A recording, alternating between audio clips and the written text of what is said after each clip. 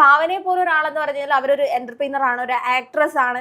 ആ ഒരു നിലയിലേക്ക് അല്ലെങ്കിൽ അവിടെയാണ് തന്റെ സ്ഥാനം ഉറപ്പിച്ചിട്ടുണ്ടായിരുന്നത്.